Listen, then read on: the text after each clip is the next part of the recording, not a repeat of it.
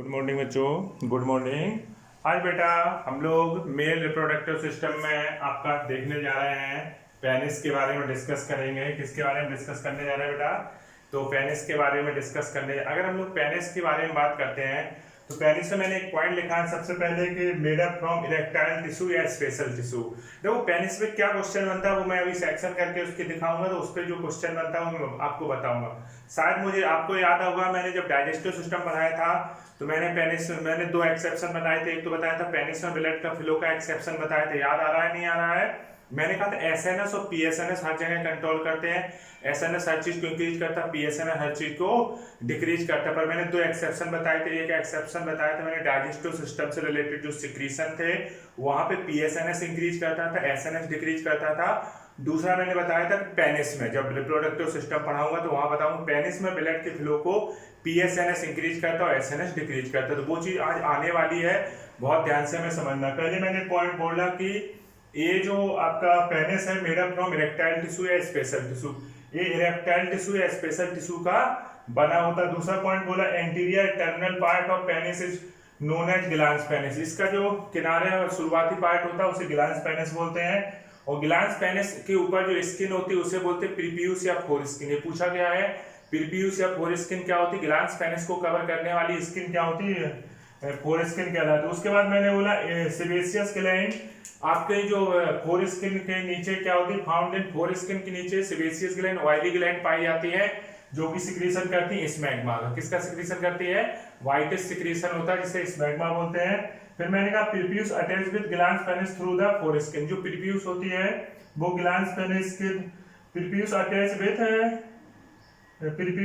With the glans penis through the foreskin. और फिर removal of, हाँ important है, removal of foreskin is called circumcision. कुछ धर्म में देखा गया है कि स्किन को जो रिमूव करने की जो प्रोसेस है उसे, जैसे कुछ धर्म में देखा गया कि फोर जो आपकी स्किन होती है, कहाँ पे स्किन होती है देखा जाए तो आपके कहाँ पे मैंने बोली ग्लैंस पेनिस के ऊपर जो स्किन होती है उसको कट करके हटा देने की प्रोसेस को क्या बोलते हैं? उसको हम लोग बोलते हैं सर्कमसिजन। कुछ धर्मों में इस तरीके से देखा गया है।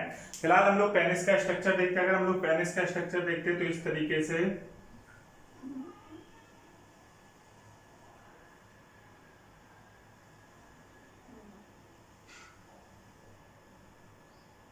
ध्यान से समझना बेटा, थोड़ा तिरछा बनेगा हो सकता है, देखते चलना, ठीक है?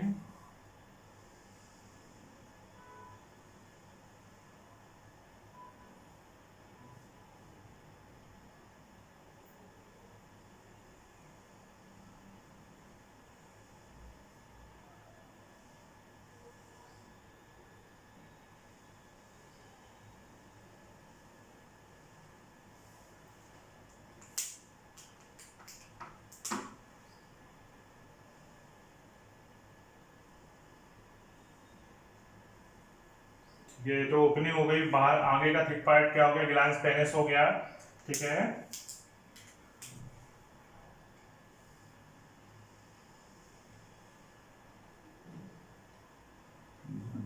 थोड़ा सा पतला कर दो,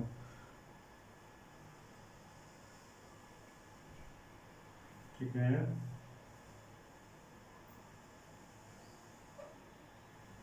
तो इस तरीके से बेटा पेनिस का फिगर बना रहे हैं, ठीक है? तो यहाँ पे थोड़ा सा इस तरीके से कर देता हूँ।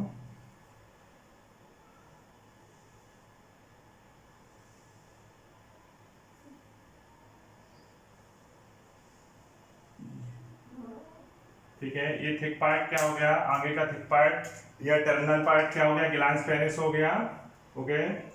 तो ये मैं आपका पेनिस का फिगर बना दिया। अब देखो पेनिस में होता क्या है, कौन कौन से पार्ट होते हैं ये चीज जान लीजिए।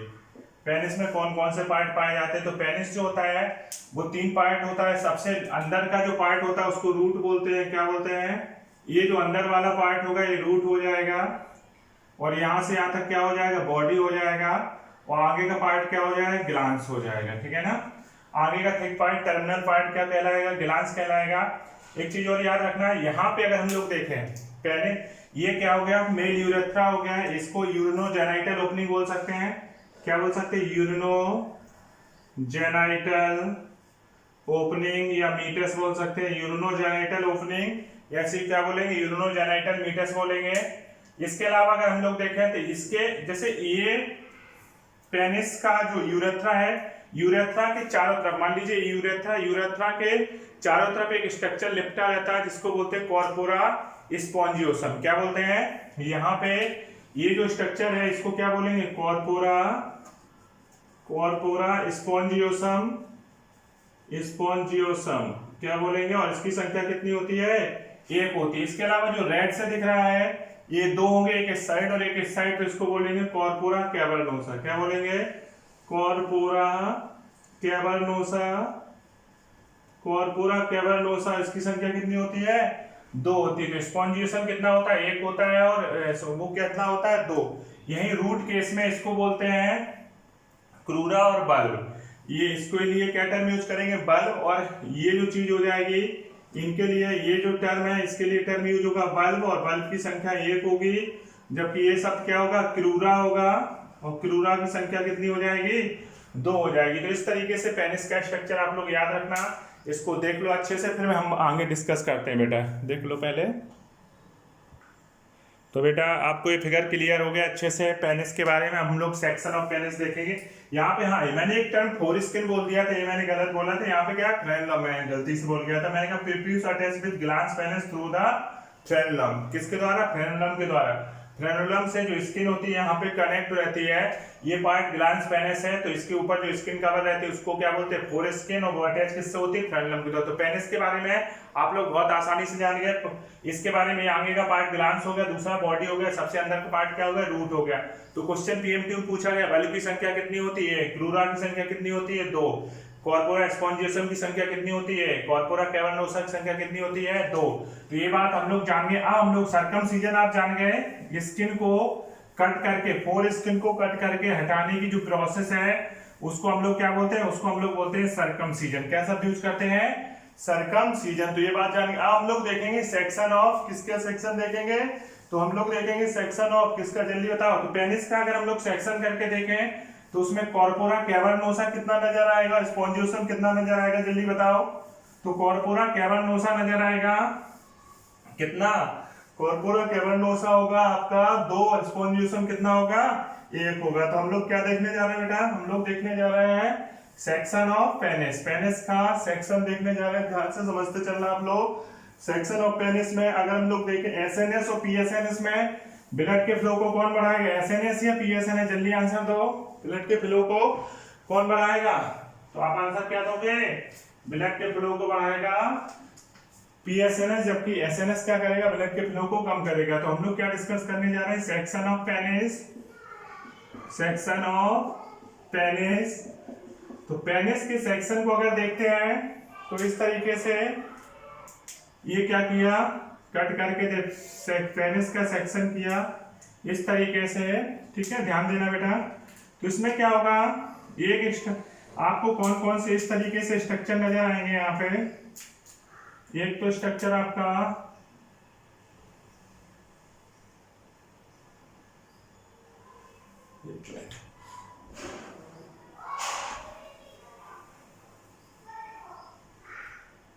इसमें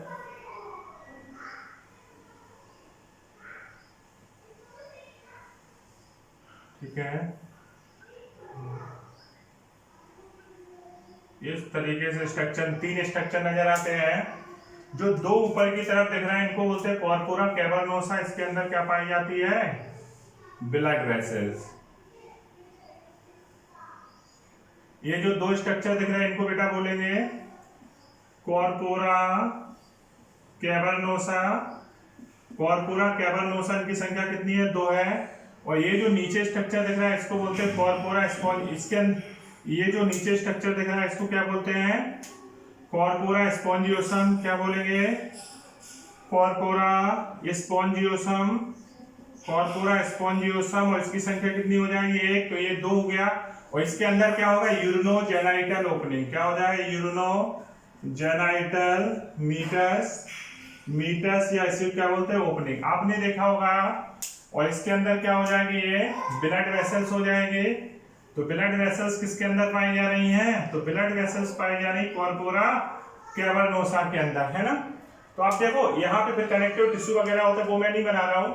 तो अगर हम आपको याद हो पेनिस को देखो, सोचो पेनिस के बारे में, तो पेनिस के सबसे आगे ग्लैंस पेनिस था, फिर बॉडी थी, सबसे पीछे रूट थी। आपको याद आ रहा होगा बॉडी के आसपास एक जैसे यूरेथ्रा था, यूरेथ्रा के आसपास क्या पाया जाता है, कॉर्पोरा स्पॉन्जियोसम, जबकि बाकी लेटरल साइड में कौन सी चीज, कॉर्पोरा कैवर्नोसा।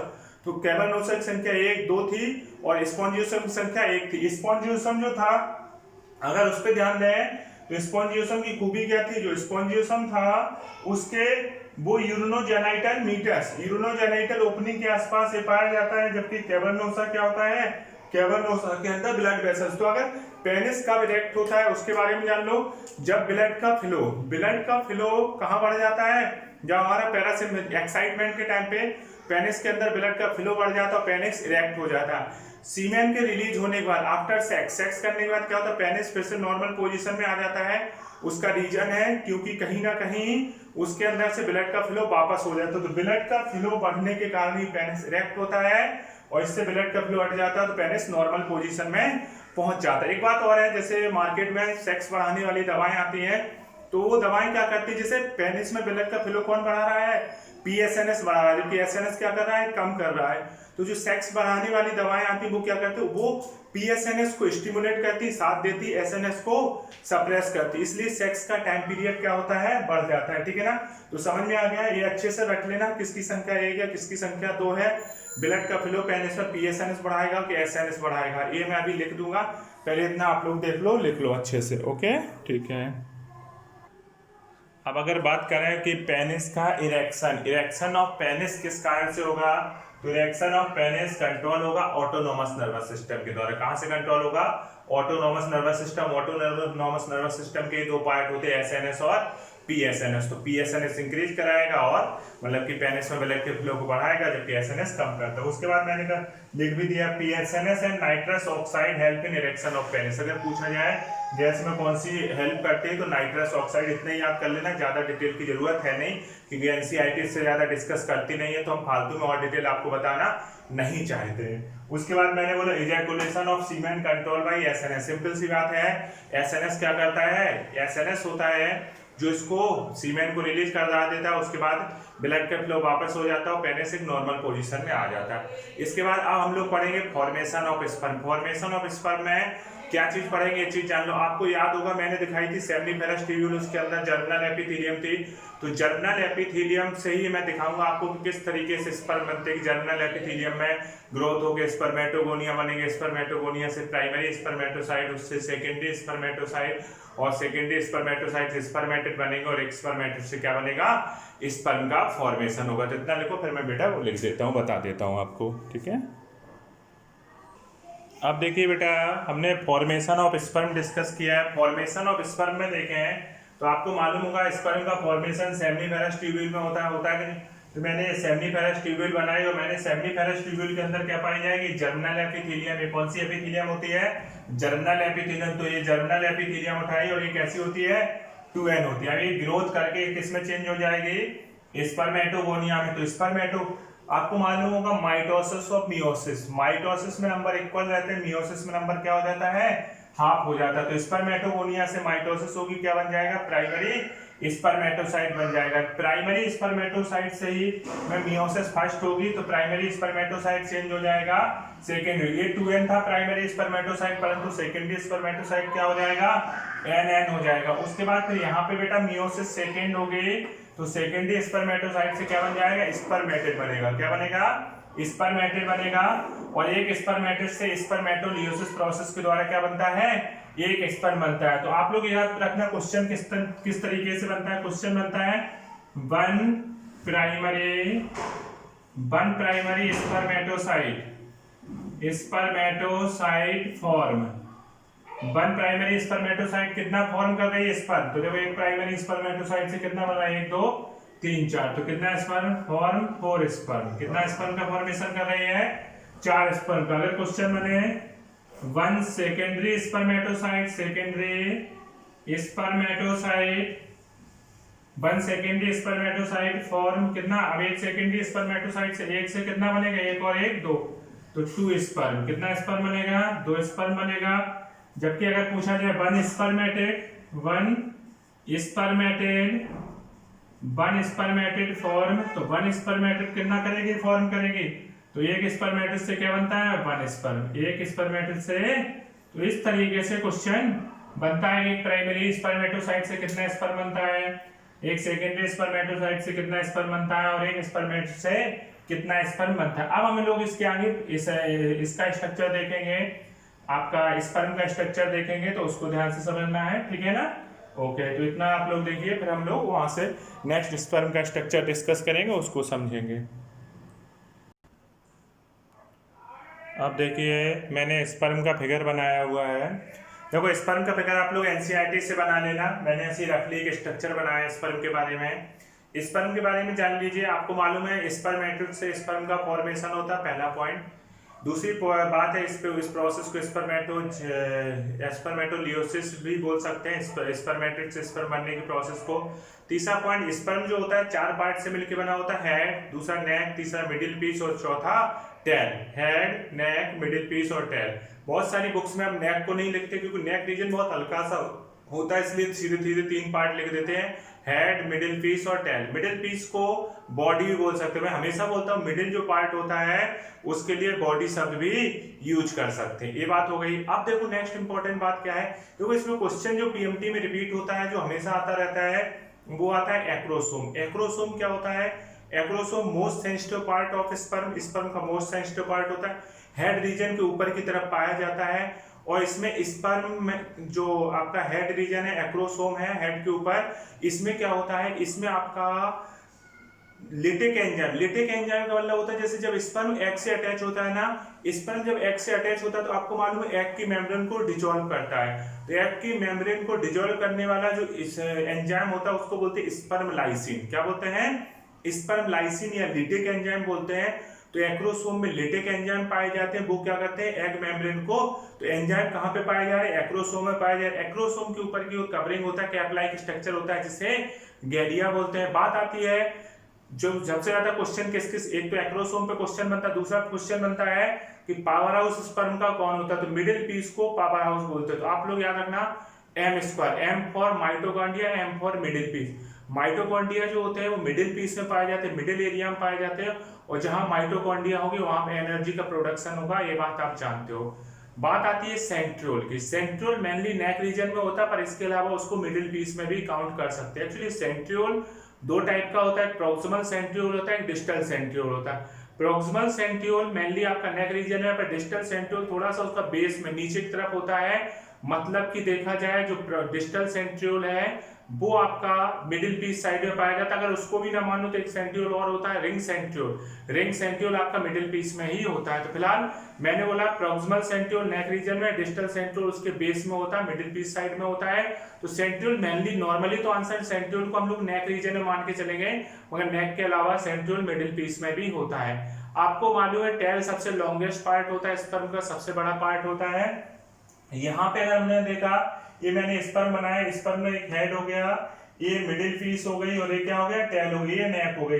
तो नेक में आपका सेंट्रियोल हो गया। न्यूक्लियस, न्यूक्लियस कहाँ पे पाया जाता है, न्यूक्लियस आपके हेड रीजन में पाया जाता है, ये बात याद रखना। माइटोकॉन्ड्रिया मिडिल रीजन में पाया जाता है, और सेंट्रियोल नेक रीजन में पाया जाता है। मैंने कहा M square N square, M for middle piece, M for mitochondria, N for neck, NEC neck, और एन फॉर सेंट्रियोल, सेंट्रियोल में एन आता, मगर सेंट्रियोल नेक के अलावा मिडिल पीस में भी होता है। तो मैंने एक पॉइंट लिखा है कि एक मेड अप, आप लोग फिगर जो है ये बना सकते हो, नहीं है तो आप लोग एनसीईआरटी से फिगर बनाना, जो क्योंकि एनसीईआरटी जैसी क्वेश्चन बनता है।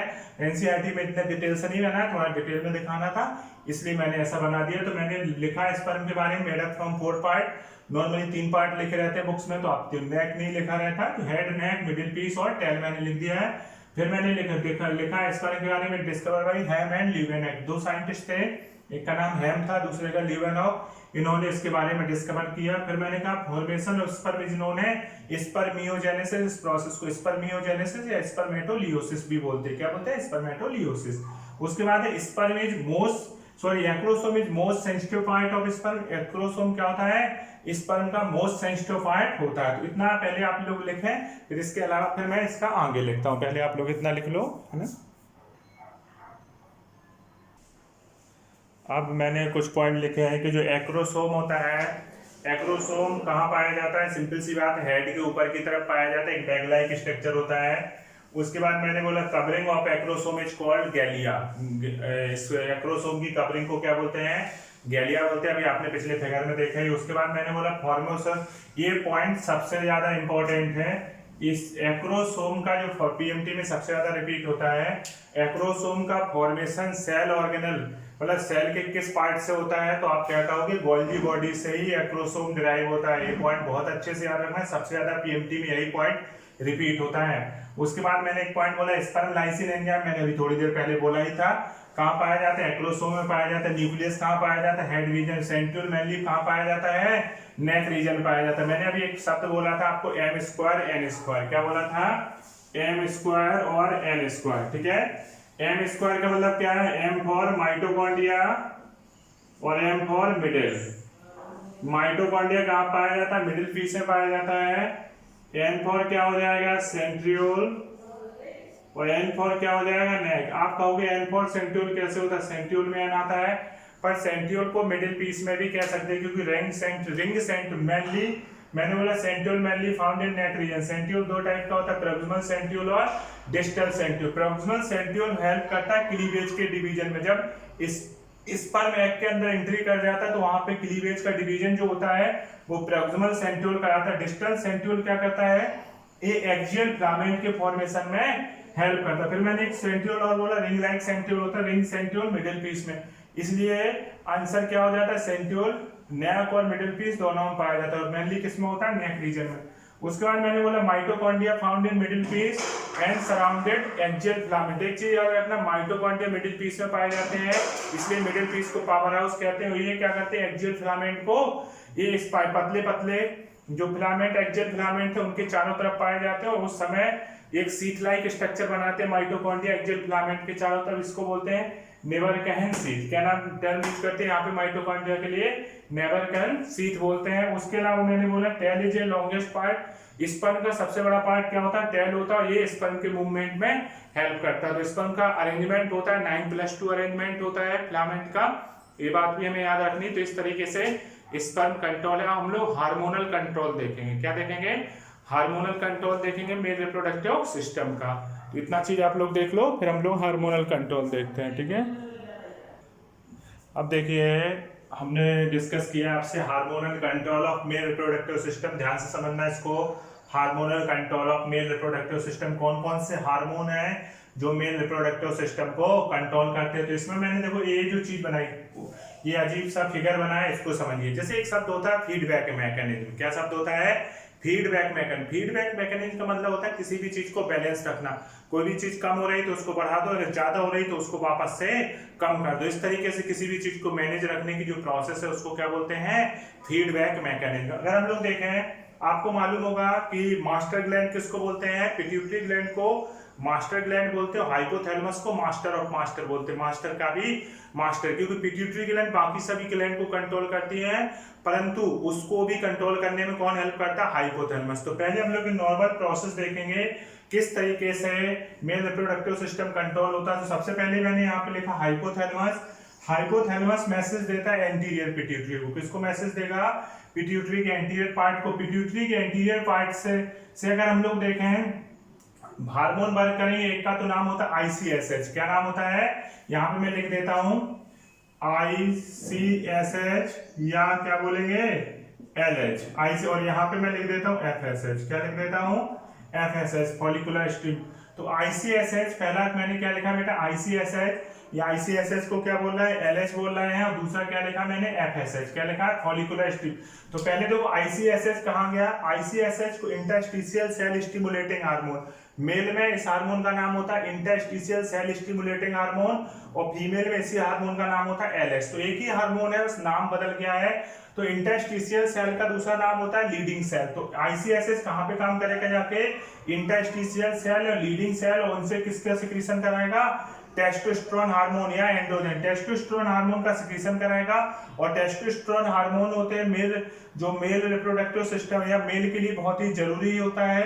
आपका जो सेकेंडरी सेक्सुअल कैरेक्टर, ये सारी चीजें मेंटेन कराने में टेस्टोस्टेरोन हार्मोन काम करता है। दूसरी बात आती है यहाँ पे मैंने देखा एफएसएच कहाँ पे कंट्रोल कर रहा है, एफएसएच जाएगा जर्मिनल एपिथेलियम सर्टोली सेल वगैरह पे जाके काम करे। अब सर्टोली सेल दो टाइप के हार्मोन सिक्रीट करती है, एक का तो नाम होता है एबीपी, एंड्रोजन बाइंडिंग प्रोटीन। कौन सा?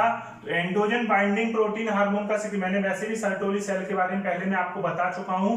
तो ये एंड्रोजन बाइंडिंग प्रोटीन का सिक्रीशन करेगा। एंड्रोजन बाइंडिंग प्रोटीन जो होती है कंसंट्रेट टेस्टोस्टेरोन इन सेमिनिफेरस ट्यूब्यूल में टेस्टोस्टेरोन हार्मोन की कंसंट्रेशन को बढ़ाएगा। इसके अलावा ये रेट ऑफ इन स्पर्मेटोजन, स्पर्म बनने की जो प्रोसेस है इसको भी एंड्रोजन बाइंडिंग, सर्टोली सेल का जो एंड्रोजन बाइंडिंग प्रोटीन है ये हेल्प करेगा। उसके बाद मैंने एक टर्म बोला, अगर स्पर्मेटोजेनेसिस, यार स्पर्म बहुत ज्यादा बन गए, तो स्पर्म बहुत ज्यादा अभी यार हर चीज एक मात्रा में बनना सही रहता है ना, नहीं तो कोई भी चीज, किसी भी चीज का ओवर होना है, किसी भी चीज का कम होना, दोनों चीजें खतरनाक है।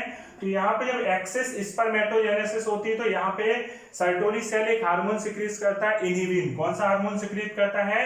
इनहिबिन। और इनहिबिन हार्मोन क्या करता है? इनहिबिन से लग ही रहा है कि इनहिबिट करना, इनहिबिट करना मतलब रोकना। तो एफएसएच फॉलिकुलर स्टिमुलेटिंग हार्मोन होता है, ये बढ़ाने में हेल्प करता है। तो इनहिबिन यहाँ पिट्यूटरी ग्लैंड के पास जाएगा, कहेगा एफएसएच हार्मोन का सिक्रीशन कम करिए, और यहाँ पे हाइपोथैलेमस से, हाइपोथैलेमस को भी जाके बता देगा।